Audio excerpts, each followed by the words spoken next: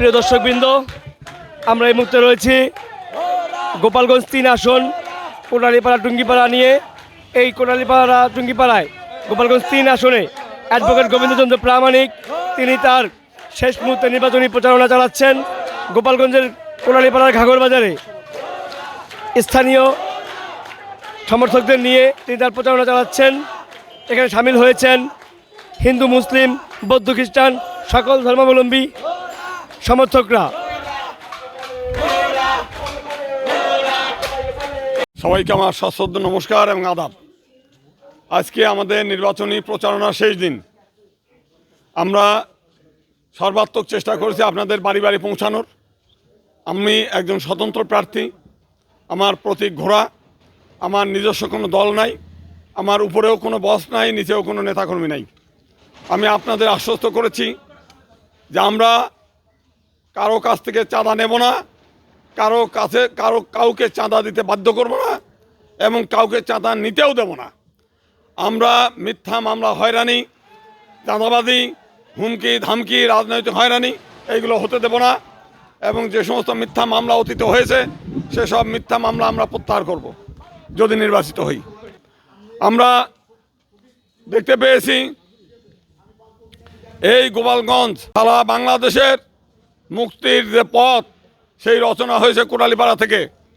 জাতির জনক বঙ্গবন্ধু পাকিস্তানের নাগপাশ থেকে বাংলাদেশের জনগণকে মুক্ত করেছে, অথচ আজকে বাংলাদেশের জনগণ অবরুদ্ধ। আজকে গোপালগঞ্জের মানুষ ঘরে ঘুমাতে পারে না। আজকে দীর্ঘ 1.5 বছর অনেকেই ঘর ছাড়া, ছেলে মেয়ে, আত্মীয় স্বজন, স্ত্রী পুত্র পরিজন রেখে মানুষ রাতের অন্ধকারে অন্যত্র বিলে ঝিলে অন্য জেলায় বসবাস করছে পরিবার থেকে বিচ্ছিন্ন হয়ে। এই অবস্থা চলতে দেওয়া যায় না। আজকে বহু মানুষের লেখাপড়া বিচ্ছিন্ন হয়ে গেছে, বাবা মা যেহেতু গার্জিয়ানরা আজকে ঘরে থাকতে পারে না, সেই জন্যে বহু সম্ভ্রান্ত পরিবার আমি দেখেছি। ইউনিয়ন পরিষদের চেয়ারম্যান মেম্বার পর্যন্ত, অনেক ভালো ব্যবসায়ী পর্যন্ত আজকে নিঃস্ব হয়ে গেছে শুধুমাত্র একটা রাজনৈতিক ভিন্ন মতাদর্শের কারণে। অথচ বঙ্গবন্ধুর স্বপ্ন ছিল যে এমন একটি রাষ্ট্র হবে যে রাষ্ট্রের সকল মত, পথ, রাজনৈতিক দল মত নির্বিশেষে সকল মানুষের বাক স্বাধীনতা থাকবে। আজকে সেই বাক স্বাধীনতা নাই, মানুষ কথা বলতে পারছে না, ভয়ে ভীত, ইতস্তত নানাভাবে চুপসে আছে। আমি এর মুক্তি চাই। আমরা চাই আপনারা একযোগে ঘোড়া মার্কায় ভোট দেন। 12 তারিখে ঘোড়া মার্কায় জয় হবে। 13 তারিখ থেকে আপনারা যেখানে আছেন সবাই এসে নিজ নিজ বাড়িতে ঘুমাবেন। আপনাদের আর পুলিশে হয়রানির শিকার হতে হবে না, আপনাদের আর রাজনৈতিক হয়রানির শিকার হতে হবে না। আপনাদের যে সমস্ত মিথ্যা মামলা আছে সেগুলো উইথড্র হবে। একই সঙ্গে আমরা কি চাই, আমরা চেয়েছি যে এই এলাকার উন্নয়নের জন্য, আমি এর আগেও বলেছি যে 2টো উন্নয়ন কমিটি করা হবে। আমার নিজস্ব কোনো মতাদর্শ নাই, আমার নিজস্ব কোনো নেতাকর্মী নেই। আপনাদের কাছ থেকে চাঁদা নিয়ে এই আমার কর্মীদেরকে ভরণ পোষণ করতে হবে এমন না। অতএব আপনাদের এখানকার আইনজীবী, বুদ্ধিজীবী, সাংবাদিক, আমাদের সমাজসেবক, ছাত্র, যুব, মহিলা সমস্তদের একটা টিম করে আপনারা কি চান সেই কাজগুলো আপনারা সুপারিশ করবেন। সেই কাজগুলো আমরা করতে চাই। আমরা দেখেছি যে ঢাকা শহর থেকে এই গোপালগঞ্জ আসতে মাত্র 2 ঘন্টা সময় লাগে, অথচ আমাদের উন্নয়নের উপকার যে শেখ হাসিনার বদৌলতে এটা হয়েছে। এবং আপনাদের গুলিস্তান থেকে মিরপুর যান, সেখানে 5 ঘন্টা সময় লাগে। অর্থাৎ আপনি বাসে বসে আপনি অনুভবই করতে পারবেন না যে আপনি গোপালগঞ্জ চলে এসেছেন। এই উন্নয়নের ধারাবাহিকতা আমরা অব্যাহত রাখতে চাই। আমরা মাননীয় শেখ হাসিনার যে উন্নয়ন কর্মকাণ্ড সেটাকে অব্যাহত রাখতে চাই। একই সঙ্গে আমরা চাই যে শেখ হাসিনার বিরুদ্ধে এবং আওয়ামী লীগের নেতাকর্মীদের বিরুদ্ধে যে সমস্ত মিথ্যা মামলা আছে সেই মামলাগুলো আমরা প্রতিহত করব আইনের মাধ্যমেই, সেগুলো উইথড্র করব। আমরা চাইব যে আগামী দিনে শেখ হাসিনা সসম্মানে তার বাড়িতে অবস্থান নেবে, নিজের বাড়ি থেকে বিদেশে যায় পালিয়ে থাকবে। এটা আমাদের জাতির জন্য একটা লজ্জাজনক। আমরা এই লজ্জা ঘোচাতে চাই। আমরা আওয়ামী লীগের বহু নেতাকর্মী আজকে বিভিন্ন দেশে পালিয়ে আছে। নিজ ভূমিতে স্বাধীন দেশে মানুষ বসবাস করতে পারবে না। এ কোন স্বাধীনতা? আমরা কি এখন স্বাধীনতার মধ্যে আছি? আমরা স্বাধীনতার মধ্যে নাই। এটা নূতনভাবে আমাদের যে সমস্ত নেতাকর্মী তাদের ফেরত আনতে হবে। আমি দায়িত্বহীন কণ্ঠে বলতে চাই, আমি একজন স্বতন্ত্র প্রার্থী।